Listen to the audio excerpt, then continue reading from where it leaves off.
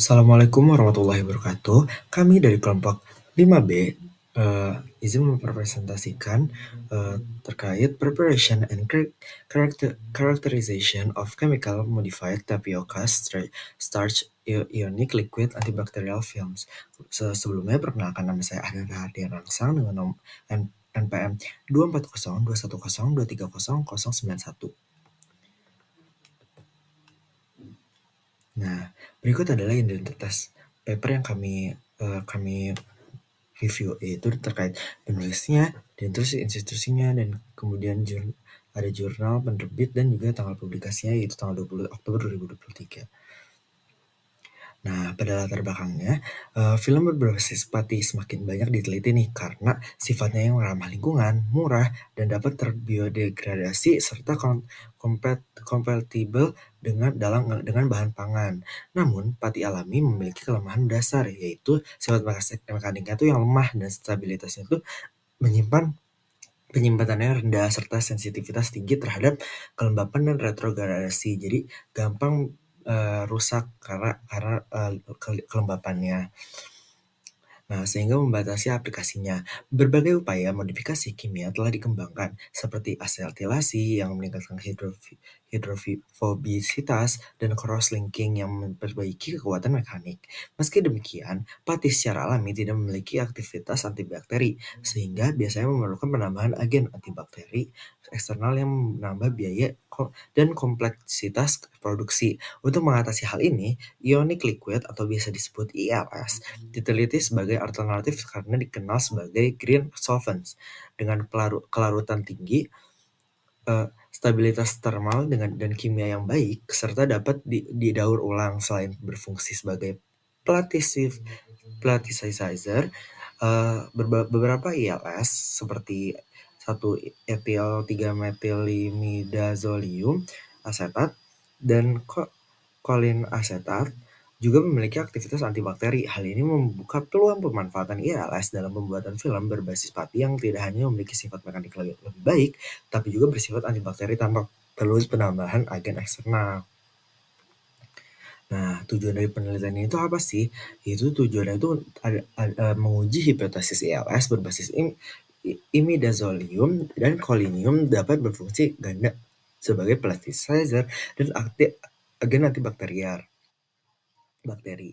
Nah, selanjutnya juga untuk membandingkan sifat film dari 3 jenis pati singkong, yaitu pertama native tapioca starch yang bisa disebut NTS, kemudian ada acetylate tapioca starch disebut ATS, kemudian ada cross-linking tapioca starch yaitu CTS.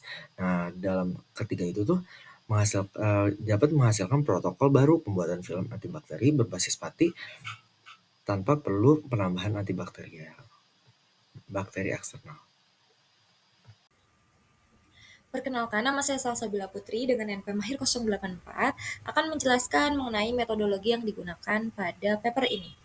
Yang pertama, terdapat bahan yang digunakan yaitu pati tapioka alami atau NTS, lalu pati tapioka asetilasi atau ATS yang dibuat menggunakan asetik anhidrida. Lalu pati tapioka terikat silang atau crosslink atau CTS yang dibuat menggunakan sodium trimetafosfat. Selain pati, terdapat pula ionic liquid yang digunakan pada paper ini. Ionic liquid merupakan cairan garam pada suhu ruang yang bisa berfungsi sebagai pelarut yang ramah lingkungan atau green solvent.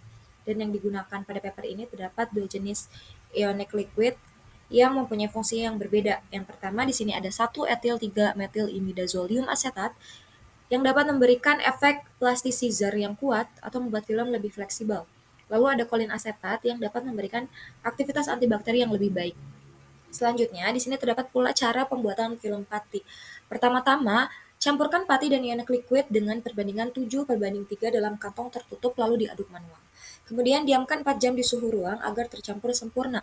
Lalu sampel disebarkan secara merata di area cetakan dan cetak dengan panas 120 derajat Celcius dan tekanan 6 NPA selama 20 menit. Lalu dinginkan cepat ke suhu ruang sebelum cetakan dibuka. Sehingga film pati berukuran 10 cm x 10 cm dengan ketebalan 0,2 mm disimpan dalam desikator berisi larutan jenuh NaCl yang menghasilkan kelembaban relatif 75% pada suhu ruang selama 14 hari sebelum dianalisis. Kemudian, dilakukan berbagai analisis terhadap film pati ini. Yang pertama, di sini terdapat differential scanning calorimetry atau DSC, yaitu alat yang digunakan untuk mengukur sifat termal dari pati alami dan pati termodifikasi yang berada di dalam ionic liquid atau IL. Parameter yang dicatat meliputi suhu awal pelelehan atau T0, suhu puncak atau TP, suhu akhir atau TC, dan perubahan entalpi. Tujuannya yaitu untuk mengetahui apakah ionic liquid membuat pati lebih mudah meleleh atau lebih plastis, atau malah justru memperkuat ikatan internalnya. Lalu di sini ada X-ray diffraction atau XRD yang dioperasikan pada tegangan 40 kV dan arus 40 miliampere dengan sumber radiasi tembaga K alfa dengan panjang gelombang 0,154 nanometer.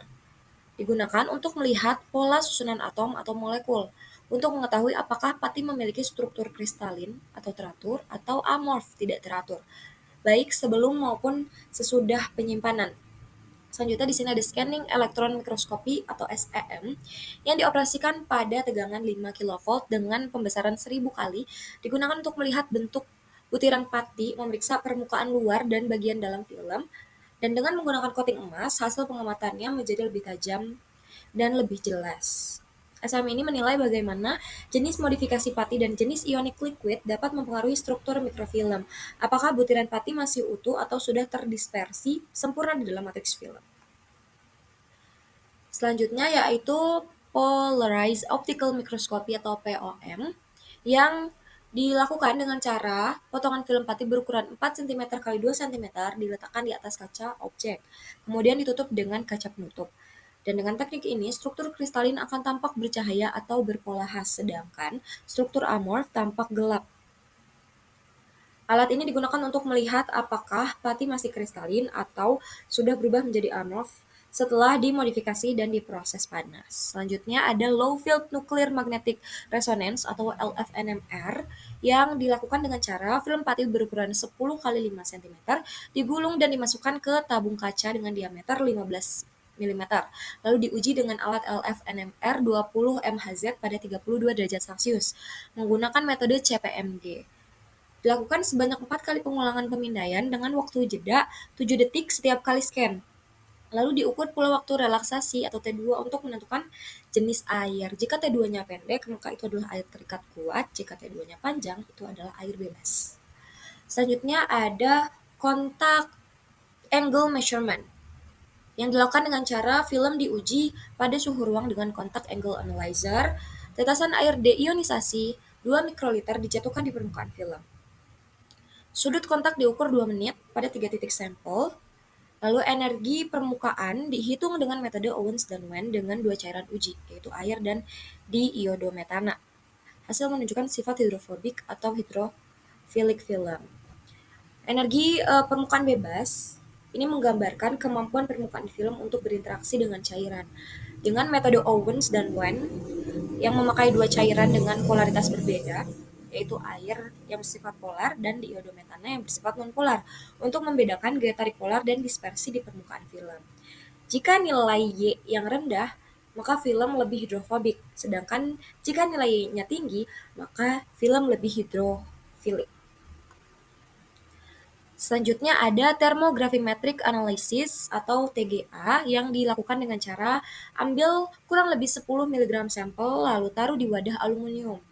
Panaskan dari suhu 30 derajat Celcius sampai 600 derajat Celcius dengan kecepatan 10 derajat Celcius per menit. Proses dilakukan di bawah gas nitrogen agar tidak terbakar, jadi hanya terurai. Menggunakan alat TGA Q50 untuk mengukur kehilangan massa dan stabilitas termal film pati. Jadi TGA ini dilakukan untuk mengetahui stabilitas panas film pati, ionic liquid, dan pati murni, alias seberapa kuat bahan menahan panas sebelum terurai. Lalu ada tensile testing atau uji tarik. Menggunakan mesin uji tarik universal testing machine, film dipotong berbentuk dumbbell 24 mm x 6 mm, lalu tarik dengan kecepatan 10 mm per menit sampai putus. Lalu yang diukur di sini yang pertama ada modulus Young, atau kekuatan, lalu ada kekuatan tarik atau gaya maksimum sebelum putus, lalu ada panjang putus atau kelenturan, dan setiap jenis film diuji sebanyak 7 kali.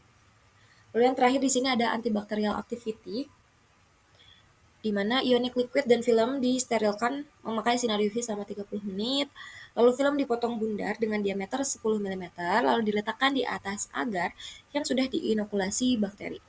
Inkubasi pada 30 derajat Celcius selama 24 jam, lalu ukur zona bening atau zona hambat di sekitar sampel, dan ini menandakan aktivitas antibakteri. Lalu setelah itu, semua hasil pengujian dari analisis-analisis sebelumnya itu diolah dengan statistical analysis. Dan selanjutnya akan dijelaskan lebih lanjut oleh teman saya terkait hasil dan pembahasan. Terima kasih. Baik, selanjutnya terdapat hasil dan pembahasan.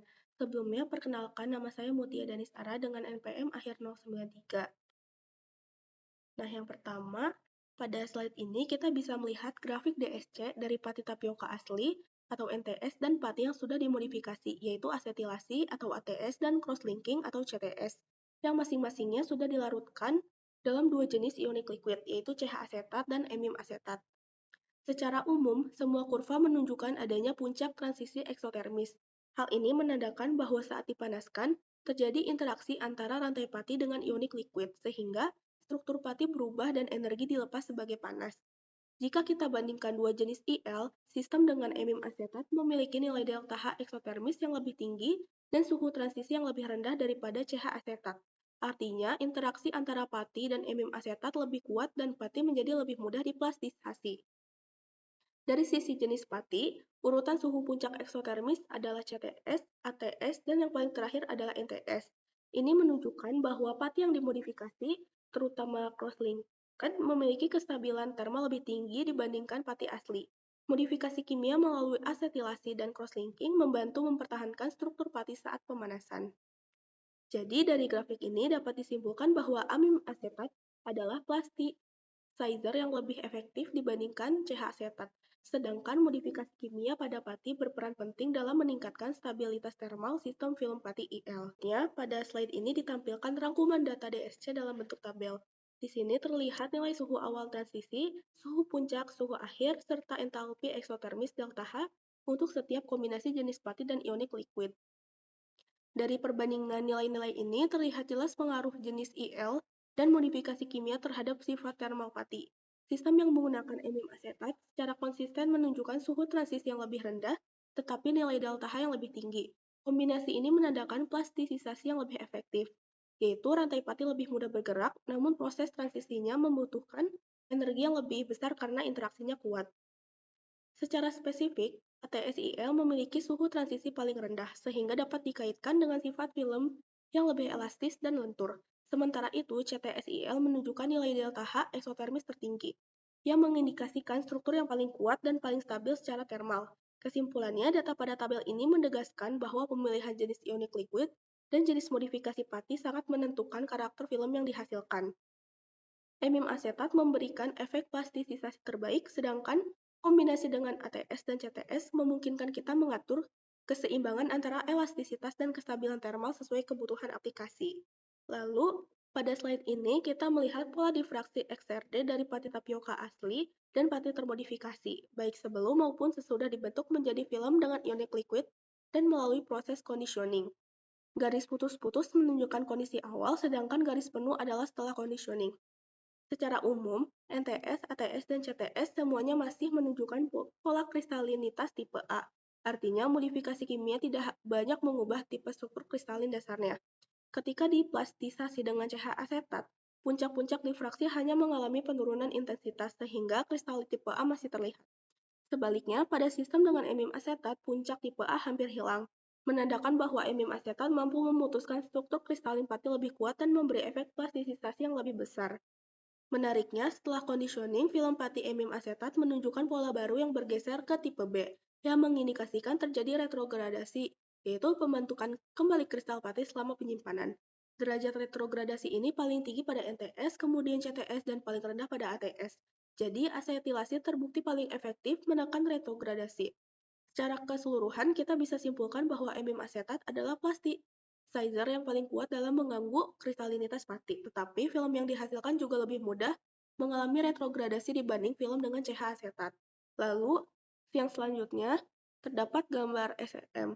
Pada gambar SEM ini, terlebih dahulu kita bisa melihat bentuk granula pati awal, yaitu NTS, ATS, dan CTS.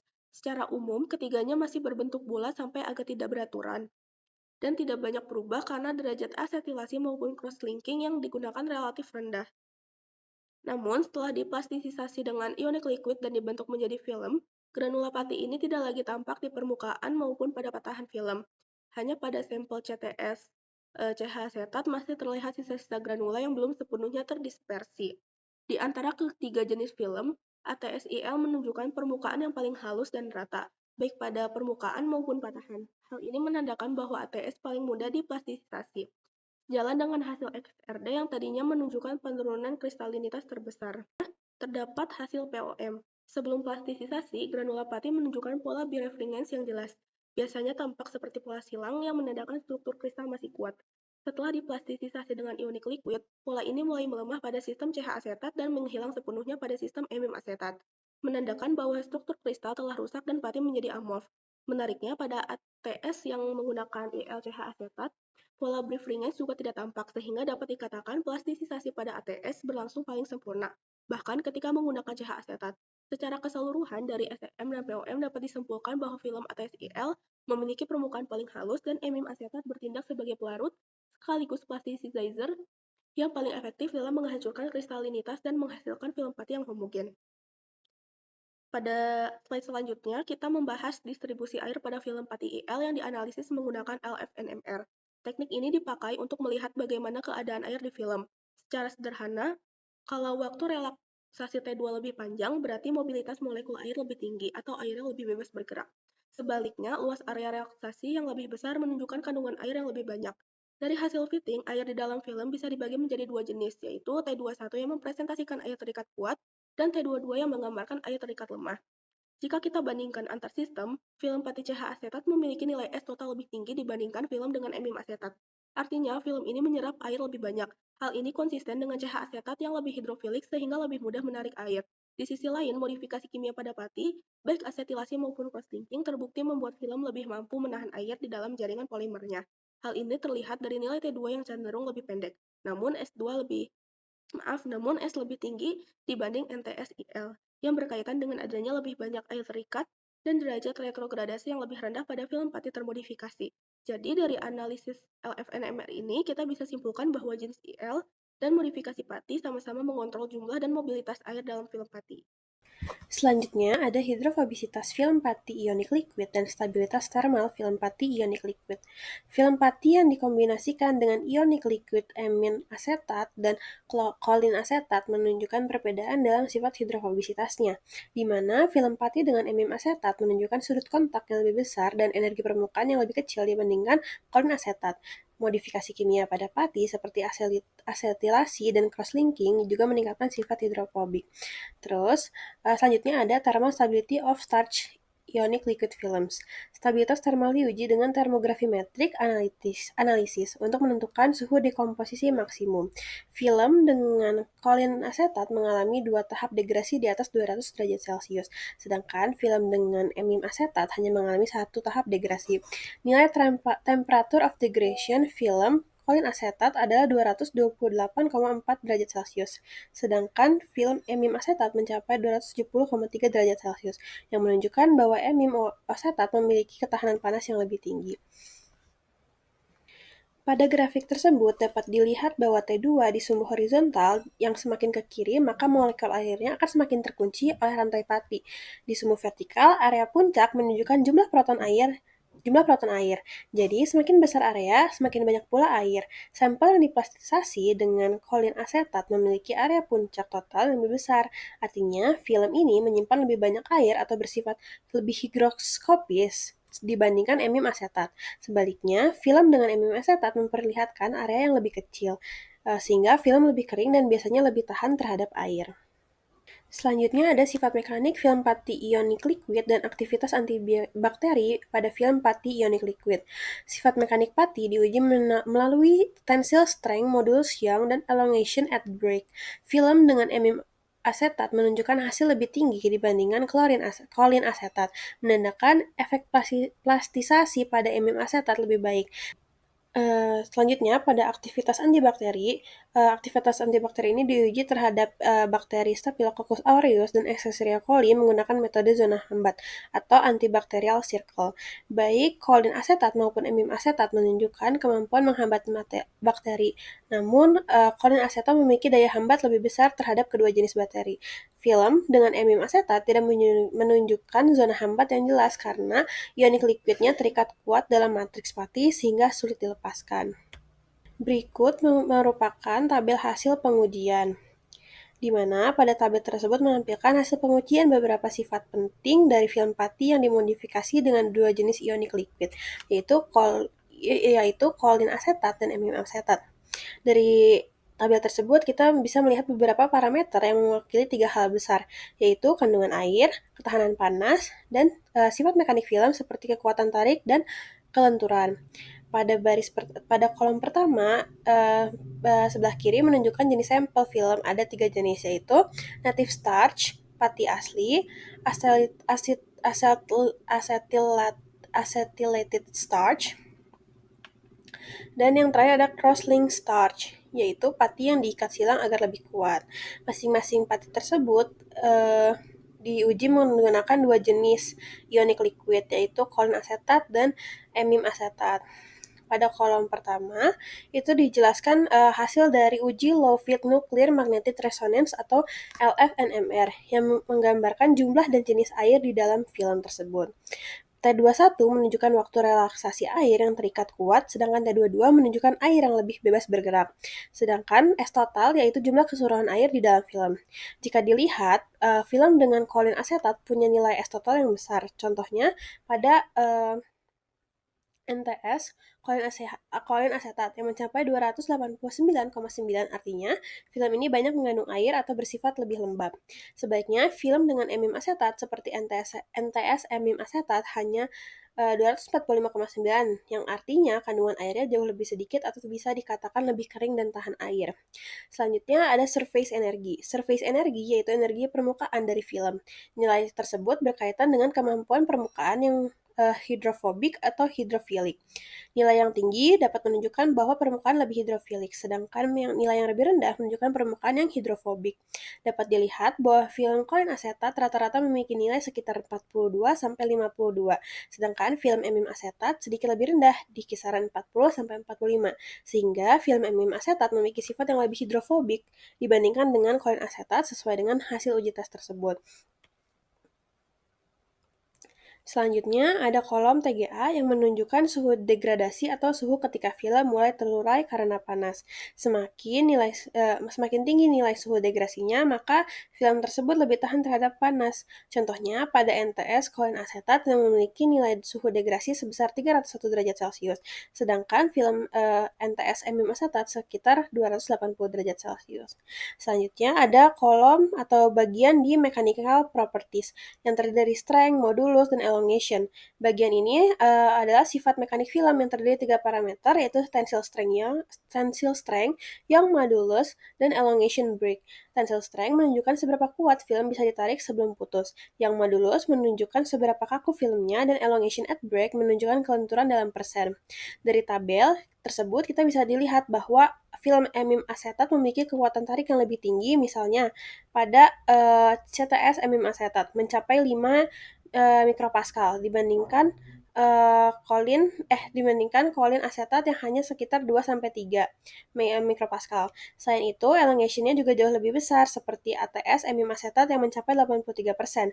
Artinya, film ini dapat direnggangkan sangat lentur sebelum putus. Jadi bisa disimpulkan kalau emium asetat ini dapat memberikan efek plastisasi yang lebih baik, membuat film menjadi lebih kuat sekaligus luntur, sedangkan kolin asetat itu hanya menghasilkan film yang lebih kaku dan agak mudah patah. Selanjutnya, berikut adalah hasil dari uji kontak angle. Semakin besar sudut, artinya air itu lebih mudah menggumpal dari permukaannya, dan permukaannya itu lebih hidrofobik. Sebaliknya, jika sudutnya semakin kecil, air lebih menyebar dan film bersifat hidrofobik. Misalnya kita dapat lihat pada gambar A, yaitu di NTS kolin asetat memiliki sudut 46,5 derajat Celcius. Artinya air menyebar luas, berarti filmnya itu sangat menyukai air. Tapi di gambar E kita bisa lihat bahwa ATS emium asetat itu sudutnya 88,9 derajat Celcius.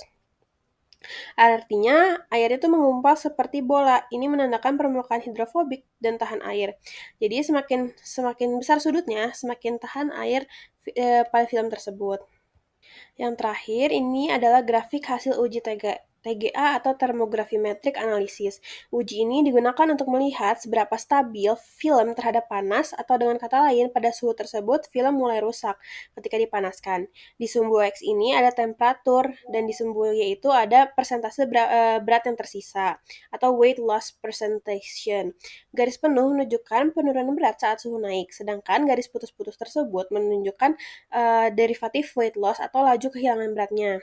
Nah, pada gambar A itu menunjukkan untuk film kolin asetat, sedangkan gambar B itu yang menggunakan emium asetat untuk tiap-tiap sampel dari NTS, ATS, dan CTS. Dari grafik TGA tersebut bisa kita lihat bahwa semua film mengalami 3 tahap penurunan. Pada tahap pertama itu di bawah 120 derajat Celcius yang disebabkan oleh hilangnya air bebas. Tahap utama terjadi pada suhu 200 sampai 350 derajat Celcius, di mana film mulai terdegradasi secara signifikan. Pada grafik A, yaitu pada film dengan kolin asetat, terlihat dua puncak pada garis putus-putus DTG. Puncak pertama muncul di sekitar 250 derajat Celcius dan puncak kedua di sekitar 300 derajat Celcius, yang menunjukkan adanya dua tahap degradasi. Kemungkinan akibatnya dekomposisi ionik liquid lebih dahulu, lalu diikuti oleh degradasi matriks Pati. Sedangkan pada grafik B, untuk film dengan emium asetat terlihat hanya satu puncak utama pada sekitar suhu 270 derajat Celcius, yang menandakan bahwa proses degradasi terjadi dalam satu tahap, artinya ionik liquid dan Pati terdegradasi secara bersamaan. Jika dilihat dari nilai suhu puncaknya, film dengan emium asetat memiliki TD sekitar 270 derajat Celcius, sedangkan kolin asetat sekitar 228 derajat Celcius, yang dimana jadi film emium asetat ini memiliki ketahanan panas yang lebih tinggi dibandingkan kolin. Baik, selanjutnya yaitu berikut merupakan critical analysis dari jurnal yang sudah kami review. Yang pertama yaitu product sustainable, dikarenakan penggunaan bahan biodegradable yaitu pati tapioka yang mendukung kemasan ramah lingkungan. Selanjutnya, produk merupakan produk yang inovatif, dikarenakan belum banyak penelitian yang membahas terkait penggunaan ionic liquid sebagai plasticizer sekaligus sebagai antimikroba untuk pembuatan edible film. Yang ketiga yaitu metodologi yang sistematis karena eksperimennya mencakup analisis struktur, sifat fisik, termal, dan antibakteri. Yang keempat yaitu analisis menggunakan perbandingan yang jelas pada jurnal ini, yaitu membandingkan tipe pati native, asetilasi, dan cross-linking dengan dua jenis ionic liquid. Selanjutnya berikut keterbatasan dari penelitian pada jurnal yang kami review. Yang pertama yaitu durabilitas belum teruji karena belum ada pengujian terkait stabilitas dalam waktu lama atau jangka panjang. Yang kedua yaitu interaksi molekuler yang belum dibahas secara mendalam. Kemudian ada toksisitas film yang belum teruji dan juga variasi mikroba pada uji antibakteri yang terbatas, yaitu hanya dilakukan untuk bakteri Staphylococcus aureus dan Escherichia coli. Selanjutnya yaitu kontribusi dari penelitian pada jurnal ini yaitu mendukung pengembangan material biodegradable dan eco-friendly, menyediakan metode baru pembuatan film antibakteri berbasis pati, dan membuka peluang baru dalam pengembangan film biopolimer menggunakan ionic liquid. Baik, sekian presentasi mengenai review artikel dari kelompok kami. Terima kasih.